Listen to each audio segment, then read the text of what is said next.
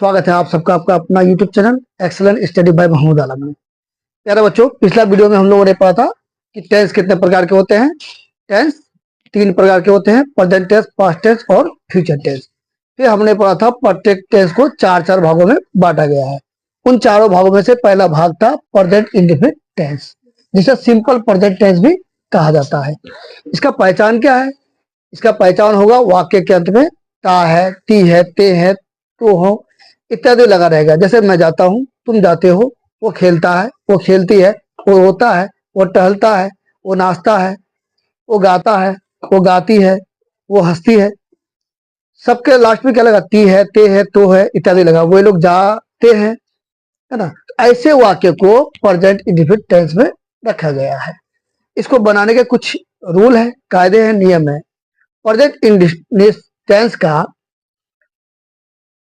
इसका जो pattern for the affirmative sentence है, इसे बनाने का जो रूल है वो है सब्जेक्ट प्लस V1। V1 मतलब वर्ब का पहला रूप। जितने भी V1 जिसका अर्थ है क्रिया, हिंदी में कहते हैं क्रिया, इंग्लिश में कहते हैं वर्ब। क्रिया क्या है? जिससे काम का पता चले, ठीक है। जैसे खाना, उठना, बैठना, पहनना, सोना, जाना, आना, ये सभी क्या है? काम है। तो काम को क्रिया कहते हैं और उसी को अंग्रेजी में वर्ब कहते हैं।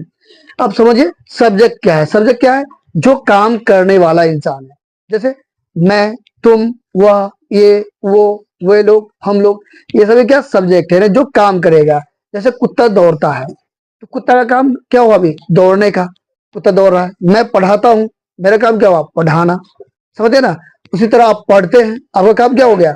पढ़ना, ठीक है। रोहन खेलता है, तो रोहन का काम क्या हो गया? खेलना। अभी रोहन जो काम कर रहा है वो खेलने का कर रहा है, मतलब जो काम अभी हो रहा है और पूर्ण रूप से पूरा समाप्त ना हुआ हो, ठीक है। ऐसे सभी वाक्य को हम लोग प्रेजेंट इंडेफिनिट टेंस में रखते हैं। तो इसे बनाने का जो रूल है, इसे कहते हैं अफर्मेटिव सेंटेंस। ये पहला रूल पढ़ेंगे। और भी चीजें हैं जिसको हम लोग धीरे धीरे पढ़ेंगे। तो आप लोग अभी छोटे हैं, तो आप लोग जैसे जैसे पढ़ेंगे धीरे धीरे समझ में आते रहेगी, ठीक है। आपके क्लास के लेवल से मैं इसे लिखा हूं और इसे पढ़ा रहा हूं। तो इसका रूल क्या है? स्ट्रक्चर क्या है? सब्जेक्ट प्लस V1 या V5। V1 क्या होता है वो तो मैंने कहा, जो हम लोग काम कर रहे थे, जाना, आना, उठना, बैठना, उसको कहते हैं V1। V5 क्या है?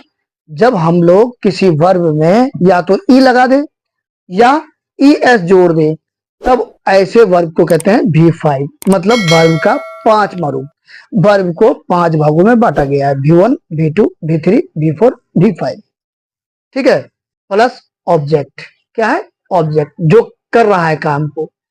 अब यहाँ पे समझिए, कुछ बातों को मैं नोट कर दिया हूं आपको। थर्ड पर्सन सिंगुलर नंबर के साथ सब्जेक्ट ही, सी, इट और कोई एक नाम के साथ V5 का प्रयोग होता है। मतलब कि जब भी आप ही की बात करेंगे, आप V5 लिखेंगे।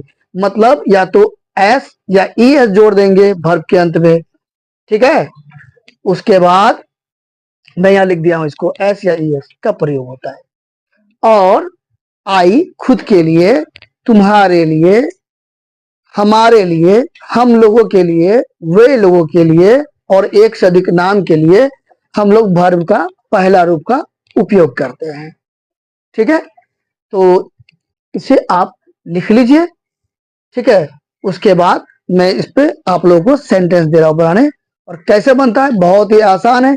अगर वर्ब का जानकारी नहीं है आपको, तो आप वाक्य नहीं बना पाएंगे, समझे। और देखिए, इसको जैसे ही आपको समझ में आ जाएगी, आप वो सेंटेंस बनाना शुरू कर देंगे, ठीक है। तो इसे आप लोग लिख लीजिए फटाफट, फिर मैं इससे आगे आप लोगों को लिखा रहा हूं। आइए अब हम लोग वाक्य निर्माण करते हैं। जैसे मान लीजिए कोई शब्द दिया हुआ है, मैं खाता हूं, तो मैं का इंग्लिश क्या होता है? आई। और खाना का क्या होता है? ईट। बस ये हो गया, मैं खाता हूं। वह जाती है, क्या होगा? सी। वो का इंग्लिश सी, सी गो। इसमें लग जाएगा ई और एस, सी गोस।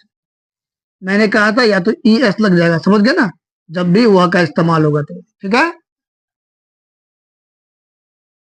वे लोग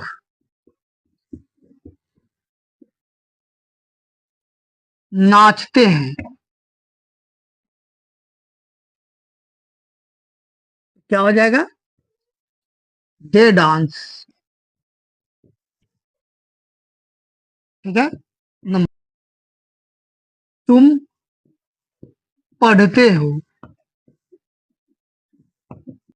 यू रीड, तुम पढ़ते हो, ठीक है। नंबर 5,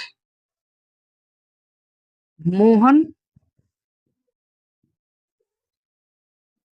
खेलता है। तो मैंने कहा था जब भी कोई एक नाम आए या ही आए, सी आए, तब ऐसी अवस्था में आपको वर्ब के पहले रूप में ई या ई एस लगा देना है। तो यहाँ पे मोहन आया कोई एक नाम, तो लिखेंगे मोहन,